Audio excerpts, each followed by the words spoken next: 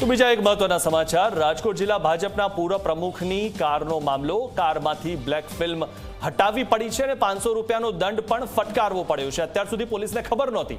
Nagdan Chavda number plate વગરની કારનો ઉપયોગ કરતા હતા. મીડિયામાં જ્યાં સુધી આ વાત સામે ન આવી, ઝી 24 કલાકે આ વાત ન બતાવી, ત્યાં સુધી પોલીસને ખબર જ નહોતી કે આ કારમાં કાળા કાચ છે અને નંબર પ્લેટ વગર આ કાર ફરી રહી છે. વિવાદ બાદ નંબર પ્લેટ પણ ફરી લગાવી દીધી. એટલે કે પોલીસને હવે જાણ થઈ કે આ કારમાં આગળ પાછળ નંબર પ્લેટ નથી અને કારમાં કાળા કાચ પણ છે. ત્યારે દંડ પણ ફટકારવામાં આવ્યો અને દંડ ફટકારવો પડ્યો પોલીસને અને નંબર પ્લેટ પણ લગાવવી પડી.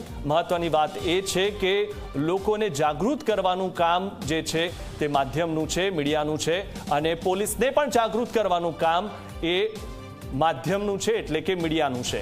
પોલીસને અમુક બાબતો ખબર નથી હોતી. આવા જે દ્રશ્યો સામે આવે, વિડીયો સામે આવે, ત્યારબાદ પોલીસને ખબર પડતી હોય છે કે આ જે નેતા છે તે વગર નંબર પ્લેટની કાર લઈને ફરી રહ્યા છે, તેમની કારમાં કાળા કાચ છે, આપણે હવે કાર્યવાહી કરવી પડશે.